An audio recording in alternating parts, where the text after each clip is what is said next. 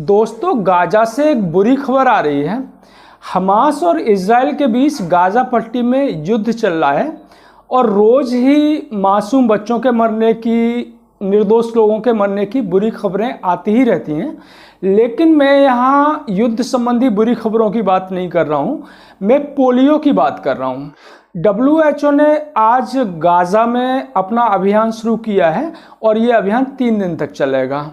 तो आज के वीडियो में हम इसी पर बात करेंगे। नमस्कार, मैं हूं डॉक्टर राम प्रकाश अनंत और आप देख रहे हैं जन स्वास्थ्य।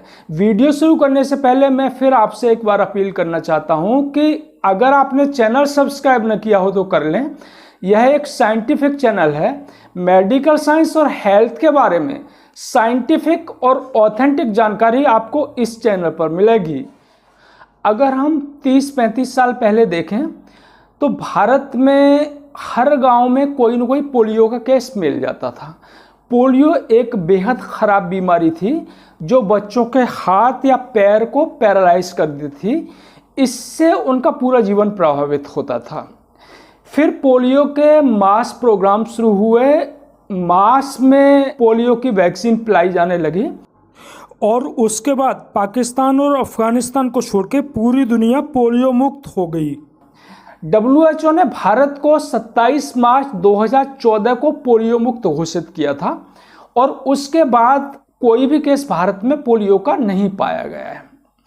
हालांकि अभी कुछ दिन पहले ही ये बात चर्चा में बहुत रही है कि मेघालय में एक संदेहास्पद केस पाया गया है। कुछ समय पहले मेरे एक मित्र ने एक लिंक भेजा था कि गाजियाबाद में पोलियो का संदेहास्पद केस पाया गया है। तो मैं यहाँ ये बता दूं कि भारत को 27 मार्च 2014 को पोलियो मुक्त घोषित कर दिया गया है। इसके बाद भी पोलियो की वैक्सीन पिलाना बंद नहीं हुई है। पोलियो की लगातार वैक्सीन पिलाई जा रही है। अगर कहीं से AFB मतलब acute flaccid paralysis. Acute flaccid paralysis का मतलब है कि अगर किसी बच्चे का अचानक से कोई हाथ काम करना बंद कर देता है या पैर में कोई कमजोरी महसूस होती है, घर वालों को लगता है कि वो पैरालाइज हो गया है, तो फिर वो CMO को सूचित करते हैं और उसके बाद डॉक्टर उनके घर जाकर के उसका एग्जामिनेशन करता है और उसके स्टूल को जांच के लिए भेजता है। मैं 2018 तक उत्तर प्रदेश की सेवा में सीनियर मेडिकल ऑफिसर रहा और कई केस का वर्कअप करने में खुद गया हूँ। तो ये एक रूटीन वर्क है। कहीं कहीं इस तरह के केस मिलते हैं, उसी को मीडिया छापता है।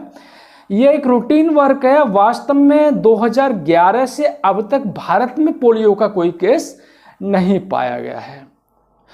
अब गाजा में WHO ने एक 10 महीने के बच्चे में जिसकी टांग पैरालाइज हो गई है और उसमें पोलियो को कंफर्म किया है। तो फिलिस्तीन में 25 साल बाद ये पोलियो का पहला केस मिला है। तो अब तक पाकिस्तान और अफगानिस्तान में ही पोलियो के केस पाए जा रहे थे और WHO का पूरा ध्यान इन दोनों देशों पर केंद्रित था। अगर इन दोनों देशों से भी पोलियो अगर ख़त्म हो जाता है तो पूरी दुनिया पोलियो मुक्त हो जाती। लेकिन गाजा में अभी केस मिला है, इसको लेकर के WHO बहुत परेशान है और आज से यानी 1 सितंबर से उसने मास में 6,40,000 बच्चों को पोलियो की दवा पिलाने का निर्णय लिया है। इसके लिए इजराइल भी राजी हो गया है और वो 3 दिन तक सीज फायर रखेगा। तो WHO का ये प्रोग्राम 3 दिन चलेगा। 3 दिन तक वो 6,40,000 बच्चों को पोलियो की दवा पिलाएंगे। अगर पोलियो का ये केस बाहर जाता है तो फिर एक नई समस्या खड़ी हो जाएगी और हम ये नहीं कह सकते कि हम पोलियो उन्मूलन की ओर बढ़ रहे हैं। अभी तक तो पाकिस्तान और अफगानिस्तान में ही पोलियो के केस पाए जा रहे थे। अगर फिलिस्तीन से बाहर भी पोलियो के केस पहुंचते हैं तो फिर ये बड़ी समस्या खड़ी हो जाएगी। तो इसलिए WHO ने वहाँ कार्रवाई शुरू कर दी है। तो वहाँ पर मास में पोलियो की दवा पिलाई जा रही है और WHO का टारगेट है कि 6,40,000 बच्चों को पोलियो पिलाया जाएगा। WHO का मानना है कि ये केस प्रकाश में आया है, सैकड़ों केस और भी हो सकते हैं जिन्हें पोलियो हो। तो इस समय WHO का पूरा फोकस है वो गाजा के ऊपर है कि गाजा में इसे कंट्रोल कर लिया जाए और दुनिया में से फैलने से रोका जाए। उम्मीद है कि WHO अपनी स्ट्रेटजी में सफल होगा और हम पोलियो मुक्त दुनिया को देख पाएंगे।